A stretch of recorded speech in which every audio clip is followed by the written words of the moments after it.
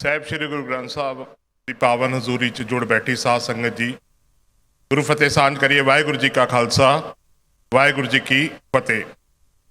ਆਪ ਜੀ ਕਾਫੀ ਸਮੇਂ ਤੋਂ ਇੱਥੇ ਬੈਠੇ ਹੋ ਔਰ ਸਮਾਂ ਵਿਨਰ ਵੀਰ ਨੇ ਐਸਾ ਦਿੱਤਾ ਹੈ ਕਿ ਤੁਸੀਂ ਥੱਕ ਵੀ ਗਏ ਹੋਗੇ, ਲੇਕਿਨ ਕੁਝ ਇਤਿਹਾਸ ਦੀਆਂ ਜ਼ਰੂਰੀ ਗੱਲਾਂ ਨੇ, ਕਿਉਂਕਿ ਜੋ ਅੱਜ ਅਸੀਂ ਪੀਰ ਬੁੱਧੂ ਸ਼ਾਹ ਦਾ ਜਨਮ ਦਿਹਾੜਾ ਮਨਾ ਰਹੇ ਹਾਂ ਔਰ ਸਢੌਰੇ ਦੀ ਅੱਜ ਇਸ ਕਰਮਾਂ ਵਾਲੀ ਧਰਤੀ 'ਤੇ ਬੈਠੇ ਆ, ਤੇ ਸਢੌਰੇ ਤੇ ਪੀਰ ਬੁੱਧੂ ਸ਼ਾਹ ਦਾ ਇਤਿਹਾਸ ਸਾਨੂੰ ਸਮਝਣ ਦੀ ਕਾਫੀ ਜ਼ਰੂਰਤ ਹੈ। ਔਰ ਜੋ ਸਾਡੇ ਸਾਹਮਣੇ ਉਹ ਇਤਿਹਾਸ ਪ੍ਰਚਾਰਿਆ ਗਿਆ ਉਹ ਬਹੁਤ ਨਾਮਾਤਰ ਹੈ, ਬਹੁਤ ਛੋਟਾ ਹੈ।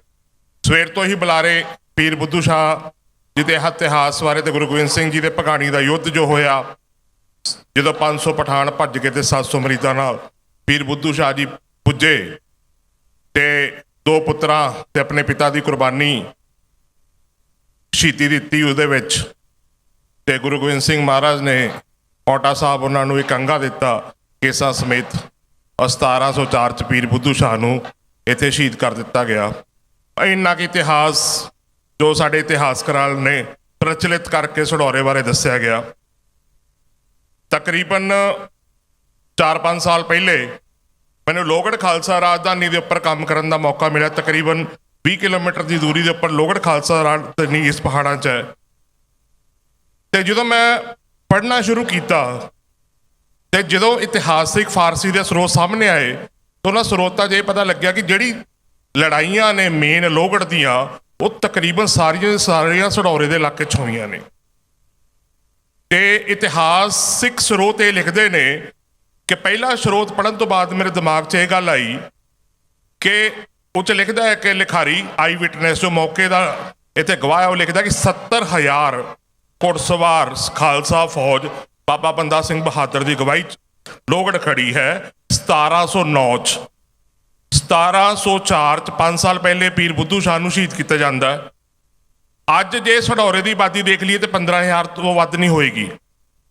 ਤੇ ਸਾਨੂੰ ਇਹ ਸਮਝਣਾ ਪਏਗਾ ਕਿ 70,000 ਘੋੜਸਵਾਰ ਫੌਜ ਇਸ ਇਲਾਕੇ 'ਚ ਖੜੀ ਸੀ।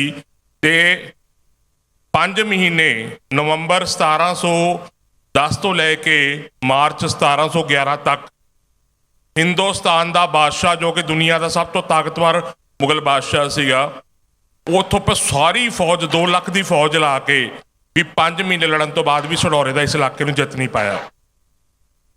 ਹੁਣ ਸਮਝਣ ਦੀ ਗੱਲ ਇਹ ਹੈ ਕਿ ਪੀਰ ਬੁੱਧੂ ਸ਼ਾਹ ਜੀ ਜੋ ਭੰਗਾਣੀ ਦਾ ਯੁੱਧ 'ਚ ਪਾਰਟੀਸਪੇਟ ਕਰਦੇ ਨੇ ਤੇ 2 ਪੁੱਤਰ ਸ਼ਹੀਦ ਹੁੰਦੇ ਨੇ। ਵੱਡੇ ਪੁੱਤਰ ਦਾ ਨਾਮ ਹੈਗਾ ਜੀ ਸੈਯਦ ਮੁਹੰਮਦ ਬਖਸ਼ ਔਰ ਛੋਟੇ ਪੁੱਤਰ ਦਾ ਨਾਮ ਹੈ ਜੀ ਸੈਯਦ ਅਸ਼ਰਫ ਔਰ ਪਿਤਾ ਦਾ ਨਾਮ ਹੈ ਸੈਯਦ ਗੁਲਾਮ ਬਖਸ਼। ਇਹ 3 ਕੁਰਬਾਨੀਆਂ ਸ਼ਹੀਦੀਆਂ ਜਿਹੜੀਆਂ ਹੈਗੀਆਂ ਨੇ ਇਹ ਆਪਣਾ ਭੰਗਾਣੀ ਦੇ ਯੁੱਧ 'ਚ ਹੁੰਦੀਆਂ ਨੇ। ਹੁਣ ਸੋਚਣ ਵਾਲੀ ਗੱਲ ਹੈ ਕਿ ਇੱਕ ਸੈਯਦ ਜੋ ਕਿ ਮੁਸਲਮਾਨਾਂ ਸਭ ਤੋਂ ਵੱਡਾ ਅਹੁਦਾ ਹੁੰਦਾ ਹੈ, ਉਹ ਵੀ ਪੀਰ ਬੁੱਧੂ ਸ਼ਾਹ ਗੁਰੂ ਨਾਨਕ 10ਵੇਂ ਨਾਨਕ ਨਾਲ ਜਾ ਕੇ ਭੰਗਾਣੀ ਦੇ ਯੁੱਧ ਦੇ ਵੀ ਸ਼ਹੀਦੀ ਕਿਉਂ ਦੇ ਰਹੇ ਨੇ। ਔਰ ਜਦੋਂ ਮੈਂ ਇਸ ਪੂਰੇ ਇਲਾਕੇ 'ਚ, ਕਿਉਂਕਿ ਮੈਂ ਤਕਰੀਬਨ ਮੇਰੀ 4-5 ਸਾਲ ਇੱਥੇ ਪੋਸਟਿੰਗ ਵੀ ਰਹੀ, ਮੈंने ਸਾਰੇ ਪਿੰਡਾਂ ਦਾ ਮੁਆਇਨਾ ਕੀਤਾ ਤੇ ਇਸ ਸਾਰੇ ਪਿੰਡਾਂ ਦਾ ਮੁਆਇਨਾ ਕਰਨ ਤੋਂ ਬਾਅਦ ਭਾਈ ਲੱਖੀ ਸ਼ਾਹ ਵੰਜਾਰੇ ਦੇ ਬੜੇ ਸਾਰੇ ਖੂਹ ਮਿਲੇ, ਹੋਰ ਬੜੇ ਆਰਕੀਓਲੋਜੀਕਲ ਐਵੀਡੈਂਸਿਸ ਮਿਲੇ। ਤੇ ਉਸ ਸਾਰੇ ਐਵੀਡੈਂਸਿਸ ਤੋਂ ਇਹ ਪਤਾ ਚੱਲਿਆ ਕਿ ਜਿਹੜਾ ਪੀਰ ਬੁੱਧੂ ਸ਼ਾਹ ਦਾ ਪਰਿਵਾਰ ਸੀਗਾ, ਇਹ ਗੁਰੂ ਨਾਨਕ ਸਾਹਿਬ ਦੇ ਸਮੇਂ ਸਢੌਰੇ ਪਹੁੰਚਿਆ ਸੀਗਾ। ਤੇ ਇਹਨਾਂ ਦਾ ਜਿਹੜਾ ਵੱਡੇ ਵਡੇਰੇ ਸੀਗੇ, ਇਹ ਮੱਕੇ ਮਦੀਨੇ ਤੋਂ ਚੱਲ ਕੇ, ਜਦੋਂ ਗੁਰੂ ਨਾਨਕ ਸਾਹਿਬ ਮੱਕੇ ਮਦੀਨੇ ਗਏ ਨੇ ਤੇ ਮੱਕੇ ਮਦੀਨੇ ਤੋਂ ਚੱਲ ਕੇ ਗੁਰੂ ਨਾਨਕ ਸਾਹਿਬ ਦੇ ਪਿੱਛੇ ਪਿੱਛੇ ਸਢੌਰੇ ਪਹੁੰਚ ਗਏ ਨੇ। ਇਹਨਾਂ ਦਾ ਜਿਹੜਾ ਵੱਡਾ ਵਡੇਰਾ ਸੀ ਉਹ ਸੀ ਸ਼ਾਹ ਅਬਦੁਲ ਵਾਹਿਬ, ਜਿਹੜਾ ਰੋਜ਼ਾ ਪੀਰ ਹੈ। ਇਹ ਔਰੰਗਜ਼ੇਬ ਨੇ ਆ ਕੇ ਆਪ ਤਿਆਰ ਕਰਵਾਇਆ ਸੀਗਾ, ਕਿਉਂਕਿ ਜਿਹੜਾ ਸ਼ਾਹ ਅਬਦੁਲ ਵਾਹਿਬ ਹੈ ਉਹ ਪੋਤਰਾ ਹੈ ਹਜ਼ਰਤ ਨਿਜ਼ਾਮੁਦੀਨ ਦਾ, ਤੇ ਹਜ਼ਰਤ ਨਿਜ਼ਾਮੁਦੀਨ ਅੱਗੇ ਕਿਸ ਪਰਿਵਾਰ ਚੋਂ ਹੈ? ਉਹ ਹਜ਼ਰਤ ਮੁਹੰਮਦ, ਜਿਨ੍ਹਾਂ ਨੇ ਮੁਸਲਮਾਨ ਧਰਮ ਨੂੰ ਸ਼ੁਰੂਆਤ ਕੀਤੀ, ਉਹਨਾਂ ਦੇ ਪੈਗੰਬਰ, ਉਹਨਾਂ ਦਾ ਸਿੱਧਾ ਖੂਨ ਗੁਰੂ ਨਾਨਕ ਸਾਹਿਬ ਦੇ ਪਿੱਛੇ ਚੱਲ ਕੇ ਸਢੌਰੇ ਆ ਗਏ। ਕੋਈ ਛੋਟੀ ਗੱਲ ਨਹੀਂ ਹੈ।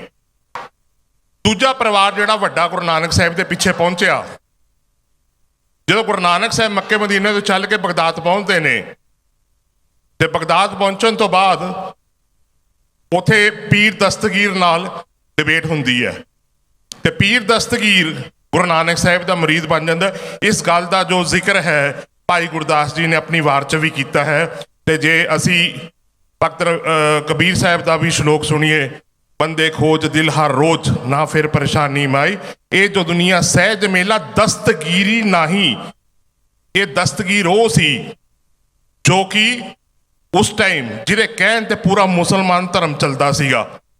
ਤਾਂ ਉਹਦਾ ਦਸਤਗੀਰ ਇੱਕ ਅਹੁਦਾ ਸੀਗਾ, ਪੀਰ ਦਸਤਗੀਰ ਇੱਕ ਅਹੁਦਾ ਸੀਗਾ ਜਿੱਦਾਂ ਗੁਰੂ ਨਾਨਕ ਸਾਹਿਬ ਦੀ ਡਿਬੇਟ ਹੋਈ। ਉਹਦਾ ਅਸਲੀ ਨਾਮ ਸੀਗਾ ਅਬਦੁਲ ਗਿਲਾਨੀ ਕਾਦਰੀ।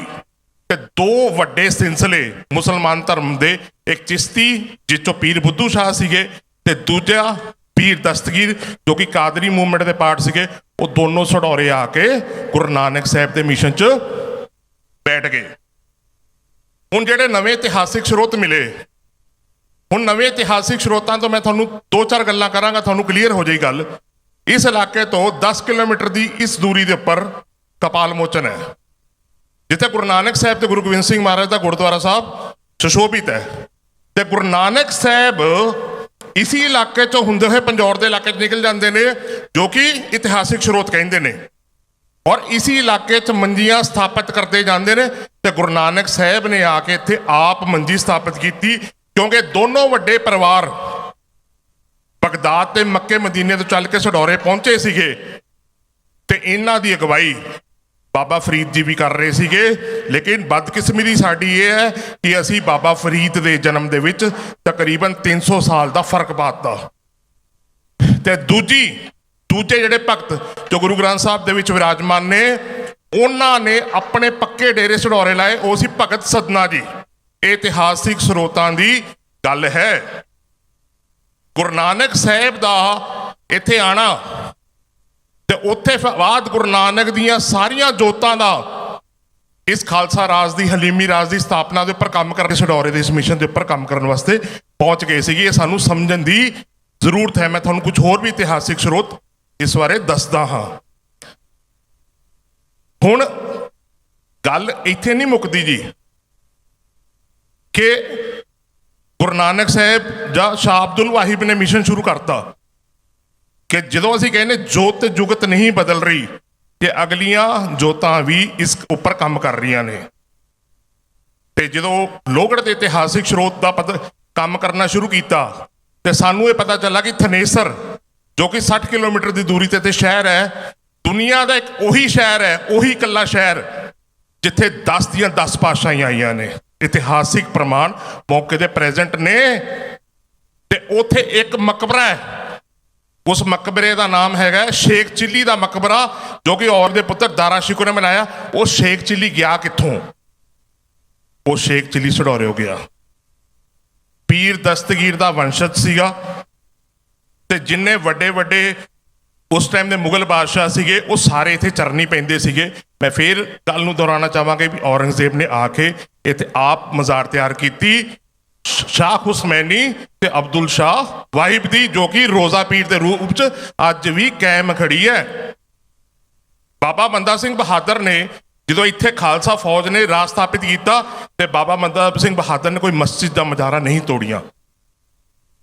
ਮੈਂ ਫੇਰ ਵਿੱਚ ਇੱਕ ਗੱਲ ਕਰਨਾ ਚਾਹਾਂਗਾ, ਗੁਰੂ ਨਾਨਕ ਦੀ 7ਵੀਂ ਜੋਤ ਗੁਰੂ ਹਰਰਾਏ ਸਾਹਿਬ 13 ਸਾਲ ਇਹਨਾਂ ਪਹਾੜੀਆਂ 'ਚ ਰਹੇ, 1645 ਤੋਂ ਲੈ ਕੇ 1658 ਤੱਕ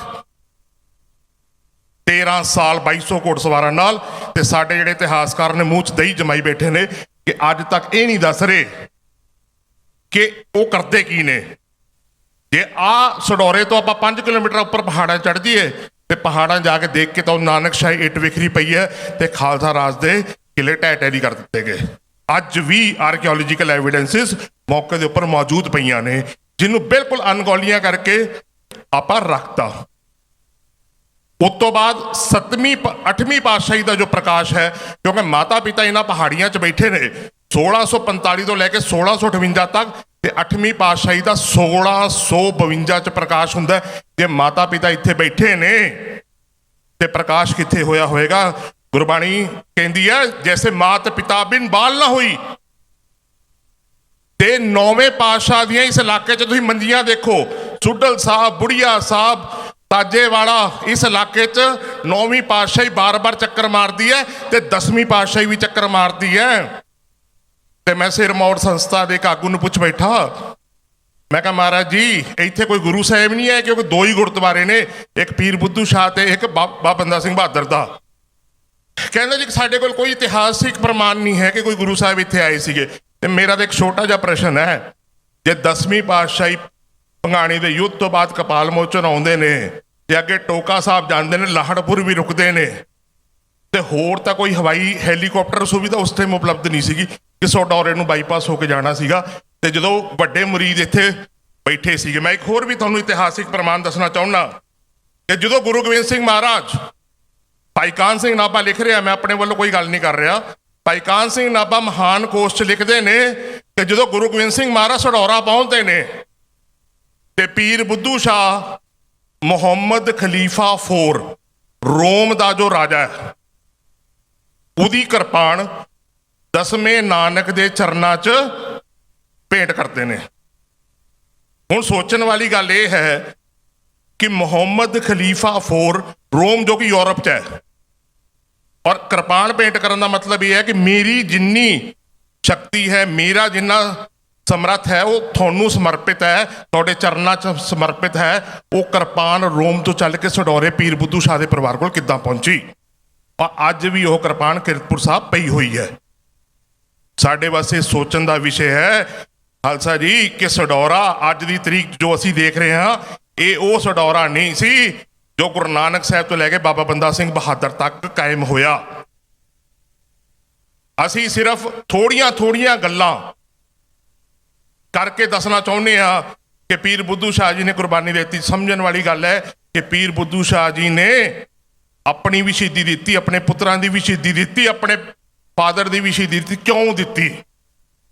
ਔਰ ਸਮਝਣ ਵਾਲੀ ਗੱਲ ਇਹ ਹੈ ਕਿ ਮੁਹੰਮਦ ਸਾਹਿਬ ਦਾ ਖੂਨ ਆਪ ਚੱਲ ਕੇ ਗੁਰੂ ਨਾਨਕ ਸਾਹਿਬ ਦੇ ਫਲਸਫੇ ਤੋਂ ਡੁੱਲਿਆ। ਇਹ ਕੋਈ ਛੋਟੀ ਗੱਲ ਨਹੀਂ ਸੀ। ਜੇ ਆਪਾਂ ਪਹਿਲੇ ਸ਼ਹੀਦ ਦੀ ਗੱਲ ਕਰ ਲਈਏ, ਪਹਿਲਾ ਸ਼ਹੀਦ ਸਿੱਖ ਕੌਮ ਦਾ ਕੌਣ ਹੈ, ਅਸੀਂ ਦੱਸ ਨਹੀਂ ਸਕਦੇ ਕੌਣ ਹੈ। ਮੱਕੇ ਮਦੀਨੇ ਦਾ ਹੈੱਡ ਕਾਜ਼ੀ ਭਾਈ ਰੁਕੂਦੀਨ, ਉਹ ਸਿੱਖ ਬੰਦਾ ਹੈ ਤੇ ਉਹਨੂੰ ਜਾ ਕੇ 7 ਸਜ਼ਾਵਾਂ ਦੇ ਕੇ ਗੁਰੂ ਨਾਨਕ ਸਾਹਿਬ ਦੇ ਆਉਣ ਤੋਂ ਬਾਅਦ ਸ਼ਹੀਦ ਕੀਤਾ ਜਾਂਦਾ ਹੈ।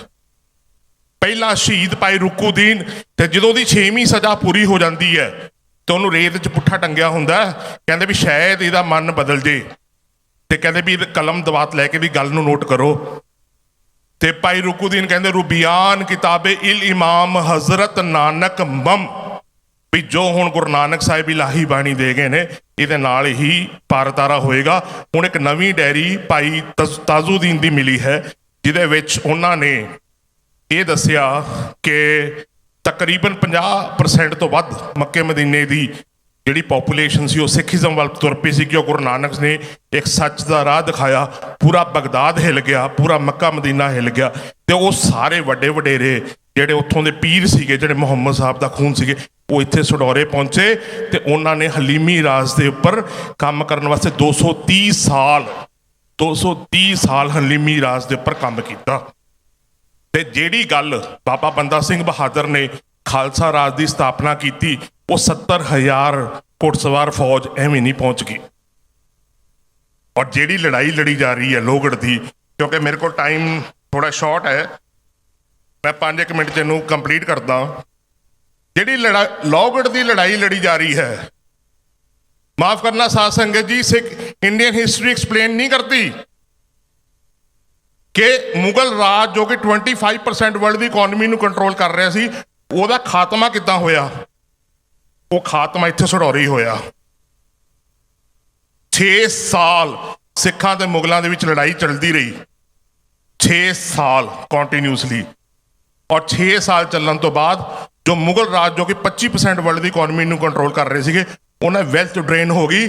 ਪੈਰਲਲੀ ਸਿੱਖ ਵੀ ਦੁਨੀਆ ਦੇ ਸਭ ਤੋਂ ਅਮੀਰ ਆਦਮੀਆਂ 'ਚੋਂ ਸ਼ੁਮਾਰ ਸੀਗੇ, ਜਿਨ੍ਹਾਂ ਕੋਲ ਬਰਾਬਰ ਦੀ ਦੌਲਤ ਸੀਗੀ, ਉਹ ਵੀ ਉਸ ਵਾਰ 'ਚ ਇਕੁਅਲੀ ਪਾਰਟੀਸਪੇਟ ਕਰ ਰਹੇ ਨੇ। ਖਾਲਸਾ ਜੀ ਇੱਥੋਂ ਦੀ ਥੋੜੇ ਦੂਰ 'ਚ ਜਾਓ, ਜਸਟ 4-5 ਕਿਲੋਮੀਟਰ, ਪਿੰਡ ਦਾ ਨਾਮ ਹੈ ਬੰਦਾ ਬਹਾਦਰਪੁਰ, ਚੱਕਰ ਤੇ ਮਾਰ ਕੇ ਆਓ। ਉਹਦੇ ਵਿੱਚ ਇੱਕ ਜਗ੍ਹਾ ਹੈਗੀ ਗੜੀ ਵੀਰਾਨ, गढ़ी वीरान यानी कि जिहड़ा किला वीरान हो गया, उस किले च अज भी खूह है। उस खूह किन्ने लाया? भाई लखी शाह वंजारे ने। ठसका, ठसका पिंड इत्थे नेड़े पैंदा, ठसका पिंड जाके तो आओ, उत्थे पत्थर ते चूने चनाई दा प्लेट भी लगी है। खूह किन्ने लाया? लखी शाह वंजारे ने, भाई लखी शाह वंजारे ने। ते इतिहासिक स्रोत लिखते ने, जो कि जो इतिहासिक स्रोत का नाम भी दस देना, उसका नाम है अखबारे दरबारे मौला, क्योंकि एंपरर की कोर्ट के विच अखबार पढ़ के सुनाई जाती सी इस मौके के हालातों बारे। तो लिखते हैं कि इस इलाके के विच जिहड़े वंजारे सिख ने, वो इन्नी निहायती उन्हां दी किलेबंदी है कि मुगल फौज अगे नहीं बढ़ सकती। बाबा बंदा सिंह बहादुर नूं सडौरा जितन वास्ते 3 घंटे लगे, ते बादशाह 5 महीने भी पूरा जोर लाने के बावजूद भी सडौरा जित नहीं पाया। खालसा जी, टाइम की शॉर्टेज है, मैं टिट बिट्स करके थोड़ा कोशिश की है 15-20 मिनट जिन्नी गल अपनी एक्सप्लेन कर सका। हिस्टरी जरूरत तो ज़्यादा वड्डी है, वर्ल्ड की पूरे वर्ल्ड च ऐसी कोई हिस्टरी नहीं है। मैं कोई एग्जैजरेट नहीं कर रहा गल नूं, कोई वधा चढ़ा के नहीं दस रहा। सानू गल्लां छोटियां दसियां गईयां, असी हिस्टरी लिखण दे विच अपना जोड़े आर्कियोलॉजिकल एविडेंसिस उन्होंने मिस करता, अपने कड़ियां जोड़ियां नहीं, क्योंकि मिशन गुरु नानक साहब का सीगा। गुरु नानक साहब जो तो प्रेम खिलन का चाओ, सिर तर गली तली मोरी आओ। सिर तक गुरु नानक साहब नहीं मंग ले, जो मौका लग्या तो लोगों ने शहीदियां देने तो पिछे नहीं हटे। ते मैं गुरबाणी का एक श्लोक कह के अपने बाणी नूं विराम देवांगा। बा बाणियां कहानियां पुत सपुत करेन। बाणी जो गुरु नानक साहब दी सी, कहानी जो पीर बुद्धू शाह वर्गे योधिया ने रची, उहदे परिवार, उहदी धर्म पत्नी बीबी नज़ीरा ने रची, पीर बुद्धू शाह दे साले सैयद खान ने रची, 5000 मुसलमान सैनिक बाबा बंदा सिंह बहादुर नाल जुड़े। वो सानू पढ़नियां चाहिदियां ने, समझनियां चाहिदियां ने, और असी समझांगे ते फिर कूड़ नियुक्ते नानका औड़क सच रही। भी समा आ गया कि 300 साल तक इस विरासत नूं मलिया मेट किया गया। वो समा आ गया कि विरासत दोबारा खड़ी होगी और कूड़ा खत्म हो जाएगा और सच सामने आ जाएगा। और यही 2 गल्लां कहंदे होए मैं अपनी वाणी नूं विराम देना। वाहिगुरू जी का खालसा, वाहिगुरू जी की फतेह। बहुत बहुत धन्यवाद डॉक्टर गगनदीप सिंह जी, जिन्हों ने बड़े छोटे समय ਦੇ ਵਿੱਚ ਸਿੱਖ ਇਤਿਹਾਸ ਨੂੰ बड़ा ਵਧੀਆ ਤਰੀਕੇ ਨਾਲ ਨਿਰੂਪਿਤ ਕੀਤਾ ਹੈ। ਉਹਨਾਂ ਦਾ ਮਾਨ ਸਨਮਾਨ ਜਿਹੜਾ ਹੈਗਾ ਸਿਰੋਪਾਓ ਔਰ ਮੋਮੈਂਟੋ ਦੇ ਨਾਲ ਕੀਤਾ ਜਾਣਾ ਹੈ।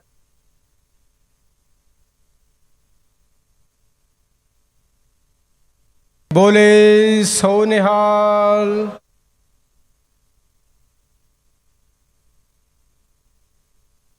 Doctor Gagandeep Singh ji joint commissioner ਨੇ ਕਰਨਾਲ ਦੇ ਵਿੱਚ। ਸਾਡੇ ਵਾਸਤੇ ਮਾਣ ਵਾਲੀ ਗੱਲ ਹੈ ਕਿ ਉਹ ਸਿੱਖ ਹਿਸਟਰੀ ਦੇ ਉੱਤੇ ਵੀ ਕੰਮ ਕਰ ਰਹੇ ਨੇ।